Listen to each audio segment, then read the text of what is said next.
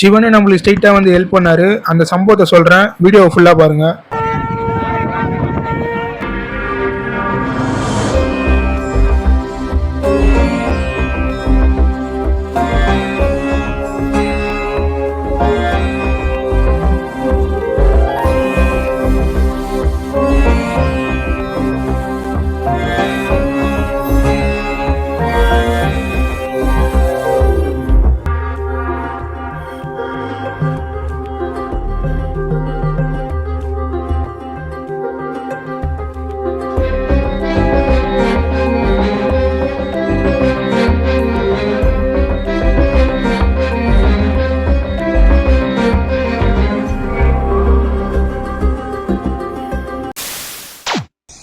Family members, welcome back to my channel. என்னடா உடனே இவன் வந்துட்டான்னு யோசிக்காதீங்க, என் சேனல்ல நான் தான் வருவேன். ஸோ இந்த வீடியோ எதை பத்தி பாத்தீங்கன்னா, நம்ம கரெக்டா கார்த்திகை தீபம் 2வது நாள் அப்போ பௌர்ணமி அப்போ நம்ம வந்து கரெக்டா பருவதமலைக்கு போயிருந்தோம். ஸோ நம்ம வந்து பருவதமலையில போயிட்டு நம்மளுக்கு என்ன மாதிரி சம்பவம் நடந்தது எல்லாமே நான் சொல்ல போறேன். எனக்கே என்னடா இந்த மாதிரிலாம் நடக்குது, நம்மளுக்கு இந்த மாதிரி நடக்குமா அப்படின்ற மாதிரிலாம் எனக்கு பயங்கரமா தோணுச்சு. அந்த மாதிரி சம்பவம் அங்க நடந்தது. அது மட்டும் இல்லாம அங்க நடக்கிற அந்த விஷயம் அங்க இருந்த அந்த 50-60 பேர் மட்டும் தான் பாத்துருப்பாங்க, அதுக்கப்புறம் வேற யாருமே பாத்துருக்க மாட்டாங்க. ஸோ அந்த மாதிரி ஒரு விஷயத்த நீங்க பார்க்க போறீங்க. வீடியோ கண்டினியூவா பாருங்க. நான் ஃபர்ஸ்ட் அந்த பயங்கரமான அந்த ஸ்பெஷல் வீடியோ வந்து நான் முன்னாடியே போட்டு நீங்க எல்லாரும் ஃபர்ஸ்டே பாத்துருங்க. அதுக்கப்புறம் நம்ம எப்படி நம்ம இங்க இருந்து போனோம் அப்படின்ற மாதிரி, நம்மளுக்கு என்ன ஒரு சம்பவம் நடந்தது, நம்மளுக்கு என்ன புதுசா நடந்தது அப்படின்ற விஷயம் வந்து நான் அப்புறமா சொல்றேன். ஃபர்ஸ்ட் நீங்க அந்த வீடியோ பாத்துட்டு வாங்க. இது ஒரு 7 மினிட் லாங் வீடியோ. ஆனா இது வந்து யாருமே பாத்துக்க மாட்டீங்க, யாருக்குமே இந்த வீடியோ கிடைக்காது. நம்ம மட்டும் தான் ஃபர்ஸ்ட் டைம் நம்ம யூடியூப்ல போறோம்னு நினைக்கிறேன். ஸோ எல்லாமே பார்த்துட்டு என்ஜாய் பண்ணிட்டு வாங்க. நான் அங்க போயிட்டு நேரில் போயிட்டு பாக்குறப்ப எனக்கே பயங்கரமாயிடுச்சு. ஆனா அவ்வளவு ஹைட் 4560 அடி, அவ்வளவு ஹைட் நம்ம ஏறி போயிட்டு நம்ம சிவனை பாக்குறோம். ஆனா அந்த ஸ்பெஷல் டேல இந்த மாதிரி ஒரு விஷயம் நடக்குது. அதையும் நம்ம வந்து ஃபுல்லாவே பாக்குறோம். அதையுமே நம்ம ஃபுல்லா வீடியோ எடுத்து எக்ஸ்க்ளூசிவா நம்ம சேனல் இருக்கிற நம்ம சப்ஸ்கிரைபர்ஸ் மட்டும் பயங்கரமா காட்ட போறோம். ஸோ அதை பார்த்துட்டு வாங்க. இந்த வீடியோ வந்து யாருமே பார்த்துருக்க மாட்டீங்க. வருஷத்துக்கு 3 நாள் நடக்கிற விஷயம். ஸோ ஒரு வருஷமும் 3 நாள் மட்டுமே இது நடக்கும். ஏன்னா கார்த்திகை தீபம் செகண்ட் நாள் அப்போ நம்ம கரெக்டாக அங்கே போயிருந்தோம். எப்படி வந்து கார்த்திகை தீபம் வந்து பருவதமலையில் ஏத்துறாங்க, பருவதமலையோட ஹிஸ்டரி என்ன, கார்த்திகை தீபத்துக்கு ஏத்துறதுக்காக அதோட ஹிஸ்டரி என்ன, அப்படி எல்லாமே ஃபுல்லா இந்த வீடியோல இருக்கு. பார்த்துட்டு வாங்க, பயங்கரமா இருக்கும்.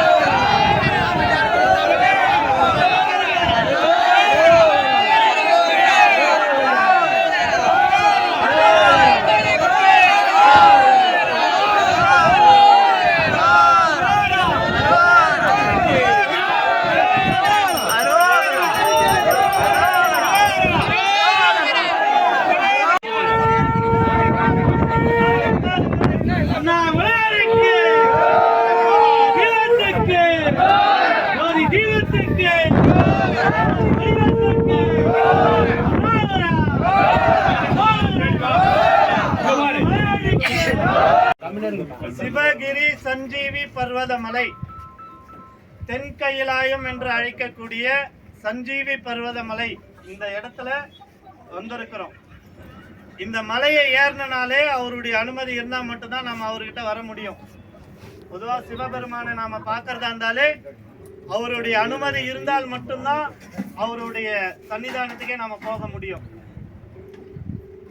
கைலாயத்திலிருந்து ராமாயண காலத்துல ஆஞ்சநேயரால் சஞ்சீவி மலையை பேர்த்து எடுத்து வரும் பொழுது விழுந்த ஒரு துகள் இந்த மலை.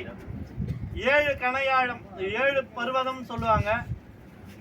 ஸ்ரீசைலம், சித்தசைலம், கணையாய் பர்வதம்,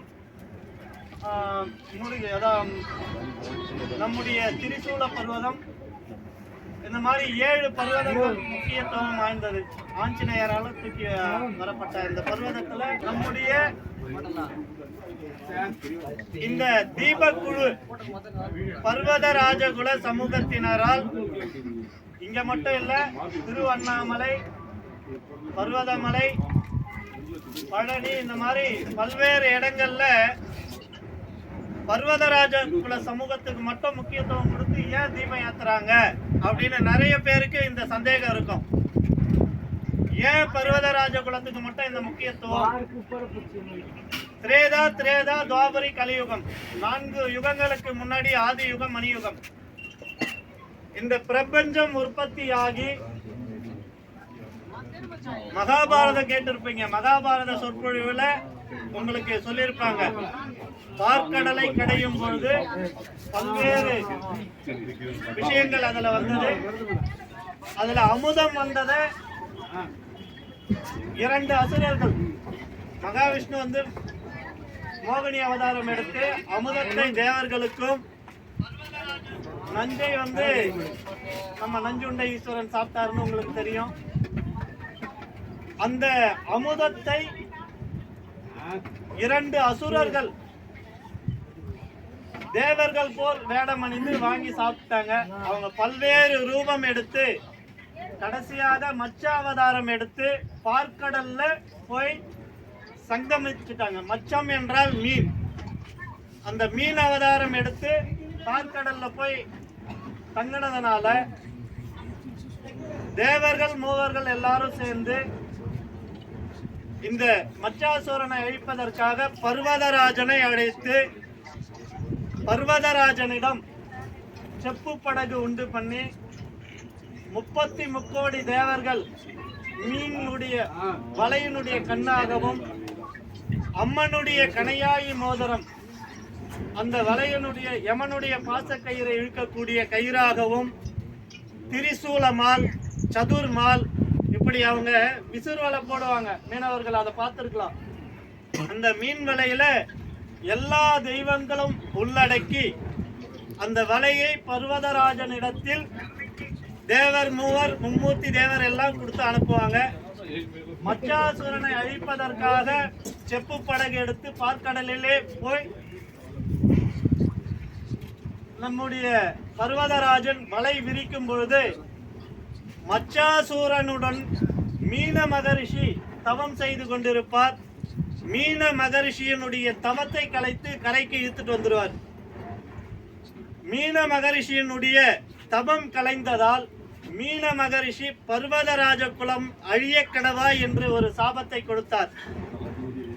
இந்த சாபமானது பர்வதராஜனை பற்றி கொண்டதால் பர்வதராஜன், நான் வந்து மச்சாசூரனை அழிப்பதற்காகத்தான் வலை விரித்தேன், உங்களுடைய தவத்தை கெடுப்பதற்காக அல்ல அப்படின்னு மன்றாடும் போது கொடுத்த சாபம் கொடுத்ததுதான், என்னால் சாபத்தை கொடுக்கத்தான் முடியும், அந்த சாப விமோச்சனம் கொடுப்பதற்கு எனக்கு தெரியாது என்று மீன மகரிஷியும் பர்வதராஜனும் சிவபெருமான் மற்றும் மும்மூர்த்தி தேவர்களை ஆதிசக்தியை வணங்கும் போது, நான் இந்த பிரபஞ்சத்தில் சூரர்களை அழிப்பதற்காக உங்களால் நான் பார்க்கடலிலே செல்லும் போது எங்கள் குலம் அழிய கிடவா என்ற இந்த ஒரு சாபம் பெற்று எங்கள் குலமே சந்ததி இல்லாமல் போகுமே, இதற்கு நீங்கள் என்ன சொல்ல போகிறீர்கள் என்று இறைவனிடத்தில் கேட்க, ஜோதி பிழம்பாய் நான் இருக்கக்கூடிய அண்ணாமலை, எங்கெங்கெல்லாம் என்னுடைய உச்சியில் ஆலயம் இருக்கிறதோ அந்த இடத்தில் பர்வதராஜகுல வம்சத்தினரால் கார்த்திகை மாதத்தில் நட்சத்திரம் பொருந்திய அந்த கிருத்திகை நாட்களில் மகா தீபம் ஏற்றி என்னுடைய ஜோதி பிளம்பாய் நீங்கள் தீபம் ஏற்றும் பொழுது பக்தர்கள் எல்லாம் அரகர மகாதேவா என்று கையெழுத்து கும்பிடும் போது மச்சாசூரனை அடித்த பாவமும் தீரும், மீன மகரிஷி கொடுத்த சாபமும் உங்களுக்கு விலகும், உங்கள் குலம் இறைவனடி தொண்டு தொடர்ந்து செய்ய கடவாய் என்று சிவபெருமானால் பர்வதராஜகுல வம்சத்தினருக்கு கொடுத்த வரத்தின் பிரகாரம் எங்களுடைய வம்சாவழியினர் எல்லா இடங்களிலுமே இந்த பணியை தொடர்ந்து செப்பன உங்கள் எல்லோருடைய ஒத்துழைப்போடு எங்களால இத 3 நாள் தீபம் ஏத்துறனா நீங்க கொடுக்கக்கூடிய எல்லா நெய் இந்த மாதிரி காடா துணி இது உங்களுடைய ஒத்துழைப்போடு தான் நாங்க இந்த முயற்சி இவ்வளோ மலை மேலேயே ஏத்துறோம். தொடர்ந்து உங்களுடைய ஒத்துழைப்போடு எல்லா பகுதியிலும் இருக்கக்கூடிய சிவாலயங்களுக்கு தீபம் எரியாத இருக்கக்கூடிய ஆலயங்களுக்கு கூட உங்களால் முடிந்தது 1 லிட்டர் எண்ணெயாவது வாங்கி கொடுங்க. ஒரு வேலைக்கு தேவையான ஒரு அரிசியாவது வாங்கி கொடுங்க. இதுக்கு தான் கொடுக்கணும்ன்றது இல்லை. நம்மளால ஏதாவது ஒரு சிவாலயத்துல தீபம் ஏத்தினாலும் அந்த புண்ணியம் உங்களுக்கும் சாரும். நிறைய பேர் நாங்க ஏத்தக்கூடாதான்னு வந்து போட்டி போடுவாங்க. இதுதான் பர்வதராஜ குலத்திற்காக இறைவன் கொடுத்த பணி. இதை செவ்வனே எங்களுடைய சமுதாயம் தொடர்ந்து செய்து கொண்டிருக்கின்றோம். அண்ணாமலையிலும் சரி, எல்லா இடங்களிலுமே, பழனியிலையும் பார்த்தீங்கன்னா எங்களுக்கு ஒரு குறிப்பிட்ட நாளில் எங்கள் சமுதாயம் மட்டும்தான் உள்ளே போய் கருவறையில் படுக்க முடியும். நிறைய பேருக்கு தெரியும். அந்த மாதிரி சிதம்பரம், கும்பகோணம், இந்த மாதிரி சொல்லிக்கிட்டே போகலாம், பூம்புகார், எல்லா இடங்களிலுமே முதல் மரியாதை பர்வதராஜகுல சமூகத்தினருக்கு. எந்த பாவமும் இல்லாத ஒரே பிறவி எது அப்படின்னா பர்வதராஜகுல வம்சத்துல பிறந்த பிறப்பு தான். அதனால உங்க எல்லோருக்கும் நன்றி. அடுத்த முறை வரும்போது உங்களால முடிஞ்சதை இந்த மலைக்காக செய்யுங்க, எல்லா மற்ற சிவன் கோயிலுக்கும் செய்யுங்க. இதுதான் எங்களுடைய வேண்டுகோள். நன்றி. பர்வதராஜகுல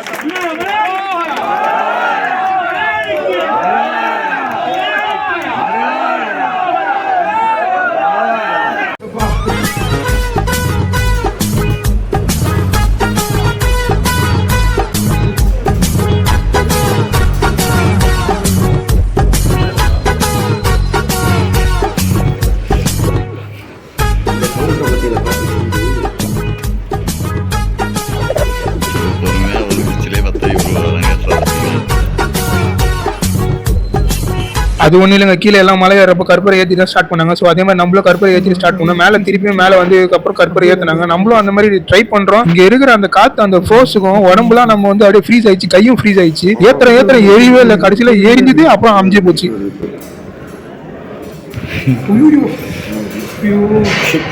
சரி, நம்ம கதைக்கு வரும். நம்ம இப்போதான் வந்து பார்த்தீங்கன்னா லாஸ்ட்டாக நவம்பர் 10ஆம் தேதி பார்த்தீங்கன்னா பருவதமலை ஃபர்ஸ்ட் தடவை பருவதமலை தனியாக போயிட்டு வந்தோம். ஸோ அதுக்கப்புறம் பார்த்தீங்கன்னா நம்ம பழனிக்கும் போயிட்டு வந்தோம். அதுக்கப்புறம் வந்து கொடைக்கானல் இருக்க குழந்தை வேலைப்பர் அந்த கோயிலுக்கும் போயிட்டு அப்படியே வந்தோம். அந்த வீடியோவும் பார்த்தீங்கன்னா எடுத்து வச்சிருக்கேன்.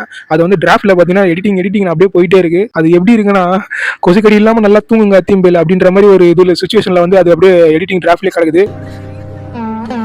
கொசுக்கடி இல்லாமல் நிம்மதியாக தூங்குங்க அத்தியம்பேல். அந்த வீடியோ வரும். ஸோ அந்த ஒரு வீடியோ லாஸ்ட்டாக வரும்னு நினைக்கிறேன். அதுக்கப்புறம் வந்து நம்ம இதுக்கப்புறம் ட்ரிப் எங்கன்னா போனால் தான் வந்து நம்ம வந்து வீடியோ போடுவோம். அது வரைக்கும் நம்ம சேனல் வந்து தூங்கிட்டு தான் இருக்கும். முன்னாடி கிளிப்பில் பார்த்தீங்கன்னா தீபம் எரியுறது பார்த்தீங்கன்னா பகல் எரியிற மாதிரி தானே இருந்தது. அது பார்த்தீங்கன்னா 6 மணிக்கு முன்னாடி ஏற்றிட்டாங்க. ஒரு 5:57 ஏற்றிட்டாங்க. அதுக்கப்புறம் தான் பார்த்தீங்கன்னா திருவண்ணாமலையில் ஏற்றினாங்க. ஸோ அந்த கிளிப்பை வந்து இருட்டினதுக்கப்புறம் எப்படி இருக்குன்னு நீங்கள் பாருங்கள். செம்ம கூஸ் பம்ஸாக இருக்கும்.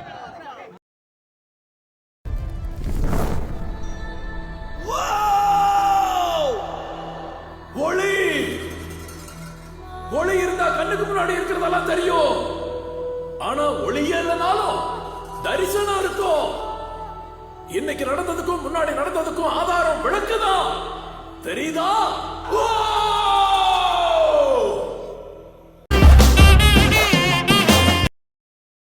இப்போ இந்த தீப எரியிலேருந்து வெளியே வர அந்த லைட், அந்த வெளிச்சம், அந்த ஒளி தான் பார்த்தீங்கன்னா சிவனும் பார்வதியும் வந்து ஒன்றா வந்திருக்காங்க அப்படின்ற மாதிரி சொல்கிறாங்க. நம்மளும் இதை பார்க்குறப்போ நம்மளுக்கு வந்து எதுவுமே ஞாபகம் இல்லாமல் ஆயிடுச்சு. மனசு லேஸ் ஆயிடுச்சு. மைண்டும் பார்த்தீங்கன்னா ஒரு ஸ்டேபிள் ஆயிடுச்சு.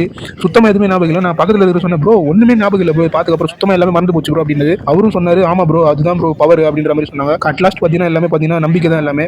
நான் வந்து புதுசு இந்த விஷயத்துக்கு நான் இப்போ தான் உள்ளே வந்திருக்கேன். போக போக பார்ப்போம் என்ன நடக்குதுன்ட்டு. இந்த தனி பயணங்கள்லாம் எதுக்குன்னு பார்த்தீங்கன்னா எவ்வளோ நம்மளை வந்து தனியாகவும் அமைதியாகவும் வச்சுக்கணும் அப்படின்ற ஒரு விஷயத்தை நோக்கி தான் போயிட்டு இருக்கேன். முடிஞ்ச அளவுக்கு நம்மளை தனியாக வச்சுக்கணும், அமைதியாக வச்சுக்கணும், முடிஞ்சா அமைதியாகவே மாறிடணும் அப்படின்ற ஒரு விஷயத்தை நோக்கி தான் நான் போயிட்டு இருக்கேன். பாவா ஒன்று சொல்கிறேன், அமைதியை தேடாதீங்க, அமைதியாகவே மாறிடுங்க பாவா. நான் மாற போகிறேன் பாவா, கொண்டூரம்மா அமைதி பயலுகடா.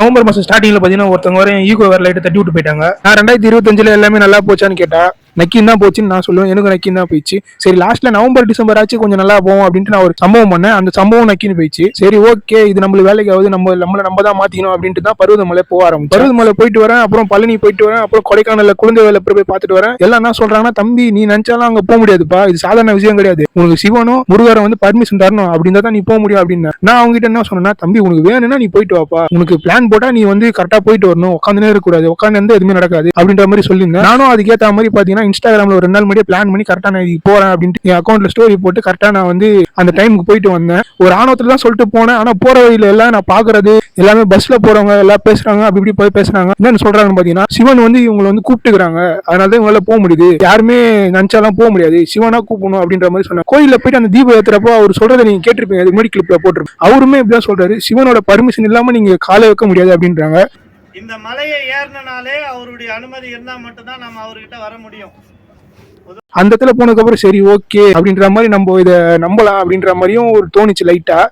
டிசம்பர் 4ஆம் தேதி ஃபுல் மூன் டே, பௌர்ணமி, கார்த்திகை தீபம் 2வது நாள். அங்க போயிட்டு தீபமும் ஃபுல் மூனும் பார்த்தா வேற லெவல்ல இருக்கும் அப்படின்ட்டு பிளான் பண்ணேன். காலையில் 4 மணிக்கு ஏஞ்சி நம்ம வந்து 5 மணிக்கு கிளாம்பாக்கத்துல பஸ் ஏறி ஒரு 9:10 அங்க போயிட்டு அடிவாரத்துல ஏற ஆரம்பிச்சு ரொம்ப நேரம் அங்க இருந்து பொறுமையா நைட்டுல இறங்கி வரலான்னு பார்த்தேன். ஆனா அது எதுவுமே நடக்கல. நான் வந்து 4 மணிக்கு அலாரம் வச்சேன், ஆனா எந்திரிச்சதே பாத்தீங்கன்னா 5 மணிக்கு. அதுக்கப்புறம் 6 மணிக்கு மேல கிளம்பி போனேன். ஏன்னு கேட்டீங்கன்னா அது நான் முன்னாடி நாள் நைட்டு பாத்தீங்கன்னா கையெல்லாம் ஒதுர ஆரம்பிச்சு, பயங்கரமா பயவிட ஆரம்பிச்சிட்டேன். என்னடா இது போனுமே தனியா அப்படின்ற மாதிரிலாம் யோசிக்க ஆரம்பிச்சு, எஸ்ஆர் நோலாம் சீட்டு குலுக்கி பார்த்துட்டு எஸ் வந்தா போலாம், நோ வந்தா போ தேவையில்ல அப்படின்ற மாதிரிலாம் யோசிச்சேன். கடைசியில பார்த்து எஸ் வந்துச்சு. ஒன்னே ஒண்ணுதான் முடிவு பண்ணேன், இருந்தா ஊருக்கு இல்லைன்னா சாமிக்கு அப்படின்ட்டு கிளம்பிட்டேன். ரைட்லா ரைட், இருந்தா ஊருக்கு இல்லைன்னா சாமிக்கு. என்னடா அங்க சத்தம், இந்த கிளம்பிட்டேன். கரெக்டா பாத்தீங்கன்னா 7 மணிக்கெல்லாம் பதில் திருவண்ணாமலை பஸ் ஏறினேன். 1 கிலோமீட்டர் முன்னாடி நிப்பாட்டிட்டாங்க. தம்பி இங்க இருந்தாமா நீ நடந்து போன கோயிலுக்கு அப்படின்னாங்க. நான் இந்த கோயிலுக்கு வரல, பருவதமலைக்கு போறேன், பஸ் ஸ்டாண்டுக்கு போனா அப்படின்னதுக்கு அப்போ 1.5 கிலோமீட்டர் ரைட்ல நடந்து போப்பா அப்படின்னாங்க. அங்க போய் பஸ் ஸ்டாண்ட போய் கண்டுபிடிச்சு பார்த்தா பஸ்ஸே இல்லைங்க. என்ன கதவை திறந்தா ஒரே வெட்ட வழியா இருக்கு, நம்பி அனுப்புனனே. சரி பஸ் விட்டு வெளியே வந்து அங்க பக்கத்துல போலீஸ் இருந்தாங்க. அவங்க கிட்ட போயிட்டு நான் இந்த மாதிரி பருவதமலை போனோம், பஸ்ல எங்க வரைக்கும் கேட்டது, தம்பி இந்த பக்கம் 2 கிலோமீட்டர் போப்பா அப்படின்னாங்க. அங்க போனதுக்கு அப்புறமா தான் தெரிஞ்சது பஸ் ஸ்டாண்டு அங்கதான் போட்டு வச்சுக்கிறாங்கட்டு. கார்த்திகை தீபத்துல நீங்க யாருன்னா இந்த மாதிரி வரணும்னு பிளான் பண்ணீங்கன்னா பிளான் பண்ணிக்கோங்க கைஸ். முன்னாடியே பாத்தீங்கன்னா 1 கிலோமீட்டர் முன்னாடி அந்த பக்கம் பாத்தீங்கன்னா 2 கிலோமீட்டர் அந்த பக்கம் வந்து பஸ் ஸ்டாண்ட் போட்டு வச்சுக்கிறாங்க. எப்படின்னு பிளான் பண்ணிக்கோங்க. நம்ம பாத்தீங்கன்னா பருவதமலை பஸ்ஸை கண்டுபிடிச்சு உட்காந்துட்டோம். 1 ஹவருக்கு ஒரு பஸ் தான். கிளாம்பாக்கம் டு திருவண்ணாமலை 150 ரூபாய், அப்புறம் திருவண்ணாமலை டு பருவதமலை 25 ரூபாய். 1 hour later. எப்படியோ கடைசியில பாத்தீங்கன்னா நம்ம பருவதமலைக்கு போயாச்சு. பருவதமலை அடிவாரத்துல பாத்தீங்கன்னா செக்கிங் பண்ணுவாங்க. நம்ம பேக் எல்லாம் செக் பண்ணதுக்கு அப்புறம் தம்பி இந்தாப்பா 10 ரூபாய் டிக்கெட்டு அப்படின்னாங்க. அதுக்கப்புறம் பாத்தீங்கன்னா தம்பி என்னப்பா பாட்டில் எத்தும்பற, பாட்டிலுக்கு 10 ரூபாய் தெரியாதா அப்படின்னாங்க. நம்ம மைண்ட் வேற எங்கேயோ போயிடுச்சு. பாட்டிலுக்கு 10 ரூபா, பாட்டிலுக்கு 10 ரூபா. நம்ம அப்படியே உள்ள போக ஆரம்பிச்சோம். உள்ள போயிட்டு பாத்தீங்கன்னா அன்னதானம் போட்டாங்க. அன்னதானம் சாப்பிட்டு நம்ம சாப்பிட்டு தட்டை நம்மளே கழுவி வச்சுட்டு பக்கத்துல பாத்தீங்கன்னா வீரபத்திரர் கோயில் இருக்கு, அது சாமி கும்பிட்டு அது பக்கத்துல பாத்தீங்கன்னா அன்னதானம் சமைச்சிட்டு இருந்தாங்க. இந்த மாதிரி மகா சிவராத்திரி, கார்த்திகை தீபம், அப்புறம் வந்து பௌர்ணமி இந்த டைம்ல எல்லாம் பாத்தீங்கன்னா தக்காளி சோறு, அப்புறம் வந்து சாப்பாடு, சாம்பார் குழம்பு போட்டு சாப்பாடு போடுறேன், அன்னதானம் போடுறேன் அப்படின்ற மாதிரி சொல்லியிருந்தாங்க. ஆனா நம்ம போறப்ப வெறும் கஞ்சி மட்டும் தான் கொடுத்துருந்தாங்க. இது ரெடி பண்ணியிருந்தாங்க போல. நம்ம அதை அப்படியே சாப்பிட்டு பின்னாடி பாத்தீங்கன்னா சிவன் கோயில் இருக்கு, அங்க ஒரு ஜூம் பண்ற பாத்தீங்களா கோயில், அந்த கோயில் தான் வந்து நம்ம லாஸ்ட் டைம் பட்டாச்சு விட்டாங்க. இந்த தடவை பட்டு அடிப்பாங்கன்னு பார்த்தா அடிக்கவே இல்லை. அப்படியே நம்ம கொஞ்சம் தூரம் நடந்து போனதுக்கு அப்புறம் அடிவாரத்துக்கு போனோம். இங்க இருந்து தான் ஸ்டெப்ஸ், அப்புறம் வந்து படிப்பாதை இதுல தான் ஸ்டார்ட் ஆகுது. இங்க ஒரு பெரியவர் இருந்தார்ல, அவர் வந்து தான் பாத்தீங்கன்னா நம்ம இங்க கற்பூரம் ஏத்திட்டு அவர்கிட்ட போறோம். அவர் பார்த்தா பட்டச்சு விட்டாரு. சரி அவருக்கு ஒரு 5 ரூபாய் காணிக்கையை போட்டு அப்படியே படி ஏற ஆரம்பிச்சிட்டோம். இங்க பாருங்க இந்த ஸ்பாட் வியூவே பயங்கரமா இருக்குங்க, பயங்கரமா இருக்குடா, வேற லெவல்.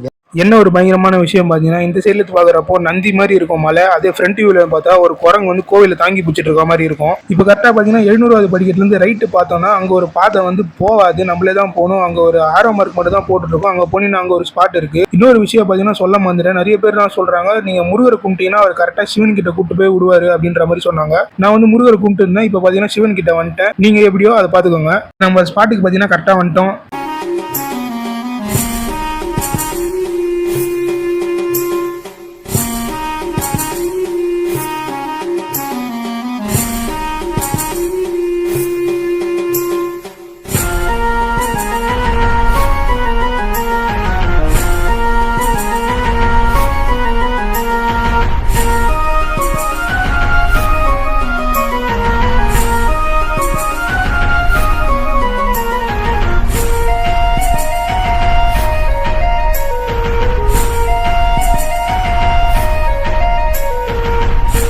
இந்த குகை மாதிரி இருக்கிற இடத்துல பாத்தீங்கன்னா ஆல்ரெடி ஒரு சித்தர் இருந்திருக்காரு போல. அவர் இருந்ததுக்கான லைட்டா கொஞ்சம் ஒரு சில தடயங்கள்லாம் இருக்கு. இங்க பாத்தீங்கன்னா ஒரு லிங்கம் வச்சிருக்காங்க. அந்த சாமியை கும்பிட்டு இதுக்கு பின்னாடி பாத்தீங்கன்னா ஒரு மேடு மாதிரி ஏறுது. அந்த மேடை இறங்கி பார்த்தா ஒரு சின்ன ஊத்து அருவி மாதிரி இருக்கு. அங்க நம்ம கை கால் ஃபேஸ் எல்லாம் கழுவிட்டு அங்க ஒரு சில பேர் இருந்தாங்க. அவங்க என்ன பார்த்தோன்னே ஒரே கேள்விதான் கேட்டாங்க.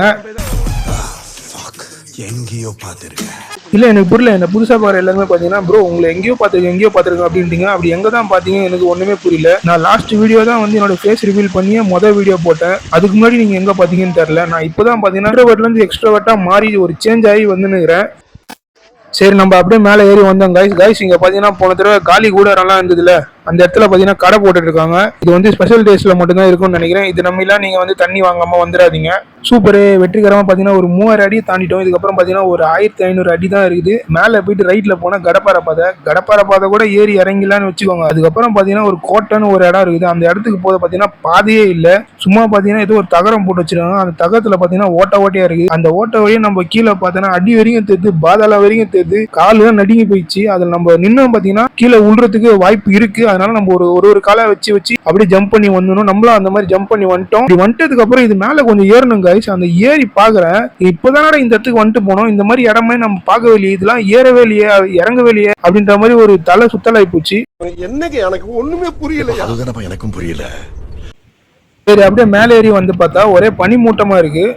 என்னது இது? திருவிளையாடல் சரஸ்வதி சபதம் படத்துல வர்ற மாதிரி ஒரே பனிமூட்டமா இருக்கு. அப்படின்னா சொர்க்கத்துக்கு வந்திருக்கமா? இப்படியே பண்ணினா சொல்ல தெரியுதா? ஏதோ ஓரளவுக்கு தெரியுது ப்ரோ. தெரிய மாட்டேங்குது. வெள்ளையா தான் தெரியுது. பேர் சொல்லுங்க ப்ரோ. பேர் சொல்லுங்க. அஜித் குமாரா? ஃபேன்ஸ் வேற மாதிரி இருக்கு. வாங்க. உன் பேர் ப்ரோ? அருண். வணக்கம்டா. அப்பல திண்டுக்கல்ல இருந்து அறியா? சரி ப்ரோ. வேற மாதிரி ஃப்ரெண்ட்ஸ். வாழ்க்கையில ஒரு தடவையாச்சும் கண்டிப்பா வந்துருங்க பர்வதமலை. சொர்க்கத்தை பார்க்கலாம், இல்லைன்னா நரகத்துக்கு போகலாம். வாங்க. சொர்க்கமே இதுதான் ஃப்ரெண்ட்ஸ், சொர்க்கமே இதுதான். இந்த ரெண்டு தம்பிங்க தான் பார்த்தீங்கன்னா நம்ம இந்த ட்ரிப்பில் கிடைச்ச ரெண்டு ஃப்ரெண்ட்ஸ். ரெண்டு பேருமே பார்த்தீங்கன்னா திண்டுக்கல்லேருந்து வந்திருக்காங்க. அதே மாதிரி ரெண்டு பேருமே பார்த்தீங்கன்னா லவ் ஃபெயிலியர். அதில் ஒரு தம்பி வந்து அவனோட கதையை சொன்னான்னா இந்த மாதிரி அந்த பொண்ணு நல்லா பேசினே இருந்துச்சுன்னா அதுக்கப்புறம் விட்டு போயிடுச்சுன்னா அப்படின்னு சொன்னா எனக்கு ஒரு மாதிரி கஷ்டமாயிடுச்சு. நான் லைட்டாக ஆறுதல் சொல்கிற மாதிரி ஆமாண்டா தம்பி, பொண்ணுங்கன்னா இப்படி தான் மைண்ட் செட் மாதிரினே இருப்பாங்க. அவங்களுக்கு எதனால பிடிக்காதுன்னு தெரியாது, நீ அதெல்லாம் ஃபீல் பண்ண தட்டி விடு அப்படின்ற மாதிரி சொல்லி லைட்டாக ஆறுதல் பத்தேன் அவனுக்கு. ஃபுட் பிரிண்ட் தான் பார்த்தீங்கன்னா சிவனோட ஃபுட் பிரிண்ட் அப்படின்ற மாதிரி சொல்றாங்க. சிவன் பார்த்தீங்கன்னா பருவதமலை வந்து இங்கேருந்து நின்று தான் வந்தீங்கன்னா திருவண்ணாமலையை பார்த்தாரு அப்படின்ற மாதிரி சொல்றாங்க. நம்மளும் வந்து இதை வந்து கிளீன் பண்ணிட்டு கால் தடத்தை பார்த்துட்டு விட்டு கும்பிட்டு அப்படியே லைட்டாக ஒரு பூஜை பண்ணிட்டு அப்படியே ஒரு வீடியோ எடுத்துட்டு அப்படியே மேலே ஏற ஆரம்பிச்சிட்டோம்.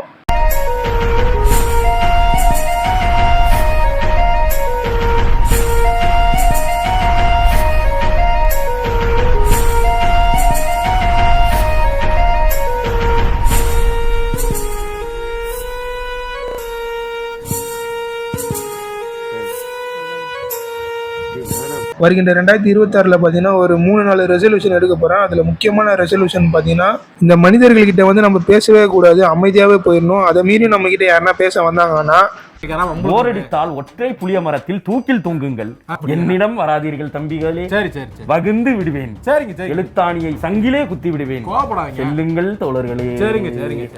ஹலோ கைஸ், பருவதமலை வரீங்கன்னா அது தெரியாமல் கூட இங்க இருந்து இது வரை நடந்து வரணும்.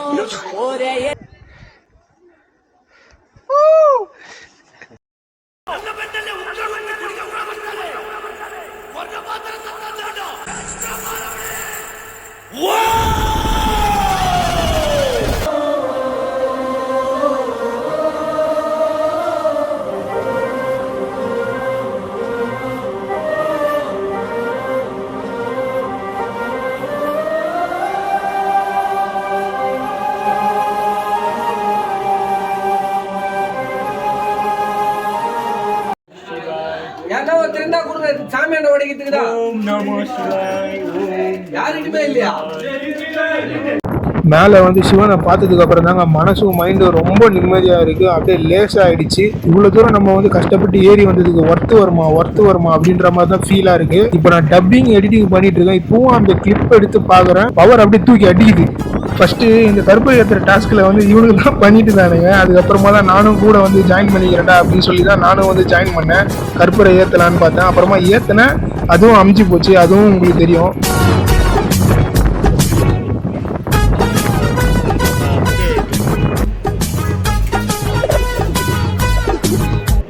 சரி, இப்போ பார்த்தீங்கன்னா தீபம் ஏற்றுறதுக்கு பார்த்தீங்கன்னா டைம் ஆகி போச்சு. எல்லாருமே பார்த்தீங்கன்னா கோவில் மேலே போய் உட்காந்துட்டாங்க. நம்மளும் கோவில் மேலே போய் உட்காந்துட்டோம். இதுக்கப்புறம் தான் பார்த்தீங்கன்னா தீபம் ஏற்றின சம்பவம்.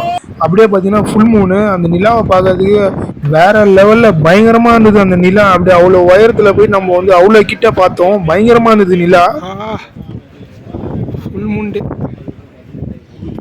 ஒரு வழியாக பார்த்தீங்கன்னா 2026 நம்ம பயங்கரமாக தயாராகிட்டோம். நம்ம மனசும் மைண்டும் பார்த்தீங்கன்னா ஃபுல்லாக கிளியர் ஆயிடுச்சு. அதுக்கப்புறம் பார்த்தீங்கன்னா எல்லாரும் இறங்க ஆரம்பிச்சிட்டாங்க நைட்டு. அது அந்த இருட்டில் அப்படியே நம்மளும் இறங்க ஆரம்பிச்சிட்டோம்.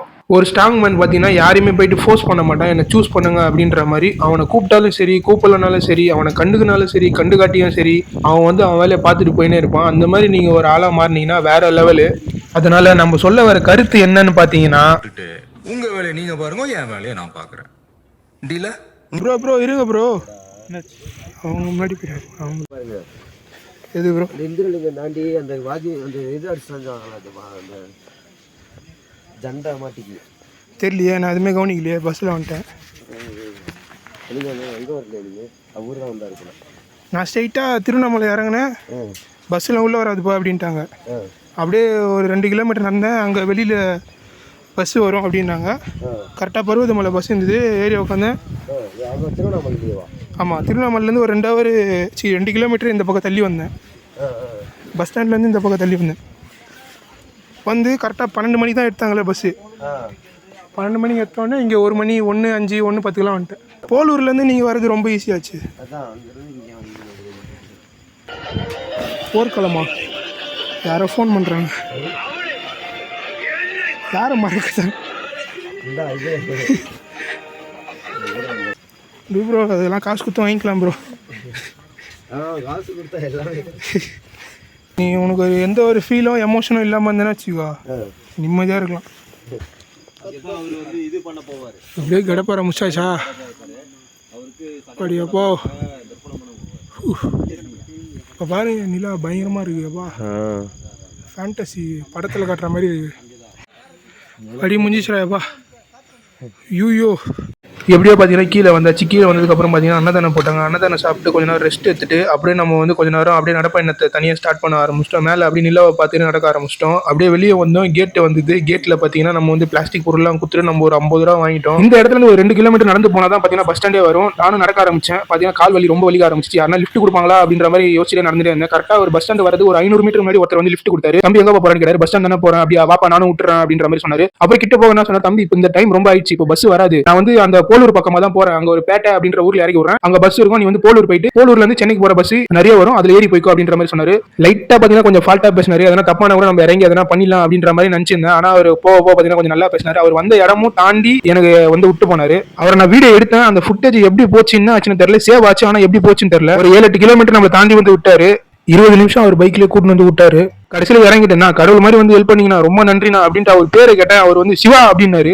சிவாவா? ஐயோ, எனக்கு அள்ளு ஊட்டிச்சு தூக்கி வரி பிடிச்சி ரோட்ல யாருமே இல்லை, எனக்கு பக்குன்னு ஆயிடுச்சு. அப்புறமா தான் நினைச்சினேன் சிவனே வந்து நம்மளுக்கு ஹெல்ப் பண்ணியிருக்காரா அப்படின்ற மாதிரி. அவர் இறக்கி விட்ட பேட்டை அப்படின்ற ஊர்ல பாத்தீங்கன்னா லாஸ்ட் பஸ் வந்தது போலூருக்கு ஒரே பஸ். அந்த பஸ்ல ஏறி நம்ம வந்து போலூர் வந்தாச்சு. போலூர்லயும் பாத்தீங்கன்னா பஸ்ஸே இல்ல. போலூர்ல கரெக்டா நான் இறங்கி வந்தப்போ ஒரு பஸ் நின்று இருந்தது. அந்த பஸ்ல ஏறலன்னு பார்த்தேன். ஆனா அந்த பஸ் ரொம்ப நேரம் நின்று போவோம், ஸ்லோவா போவோம் அப்படின்ட்டு அதை வந்து தட்டி விட்டேன். அதுக்கப்புறம் தான் பாத்தீங்கன்னா ஒரு 1 hour வெயிட் பண்ணிட்டு தான் பஸ்ஸே வரல. லாஸ்டா 11 மணிக்கு ஒரு பஸ் வந்தது. அந்த பஸ்ல ஏறி வீட்டுக்கு பாத்தீங்கன்னா 3 மணிக்கு வந்தேன். வாழ்க்கையில் பார்த்தீங்கன்னா ஒரு விஷயத்தை நம்ம வந்து சேஸ் பண்ணக்கூடாதுன்னு சொல்லுவாங்க. அது 100% உண்மை. ஆனால் ஆப்போசிட்டில் இருக்கிறவங்க நம்ம வந்து அவங்க ஃபீலிங்ஸ் வந்து மதிப்பு கொடுக்கணும். அதனால வந்து ஒரு 2 தடவை கேளுங்க. 2 தடவை அதே ஆன்சர் சொன்னாங்கன்னா 3வது தடவை அந்த பக்கமே போகாதீங்க. அப்படி ஃப்ரீயாக விட்டீங்கன்னா அவங்க திரும்பி வரது கூட வாய்ப்பு இருக்குது. எதுக்கும் ரொம்ப எமோஷ்னலாக ஆகாதீங்க, அவ்வளோ வருத்தலாம் இல்லை. The sky is vast and wide and you have strong wings. So feel free to fly like a bird. அதனால் ஏதாவது 1-2 மிஸ் பண்ணாலும் எதுவும் ஃபீல் பண்ணிடாதீங்க. அப்படின்னா கடவுள் வந்து இன்னொரு ஒரு பெரிய ஆப்பர்ச்சுனிட்டி உங்களுக்காக வச்சுட்டு காத்துக்கிட்டு இருக்கிறாருன்னு அர்த்தம். அது என்னன்னு தேடி கண்டுபிடிங்க.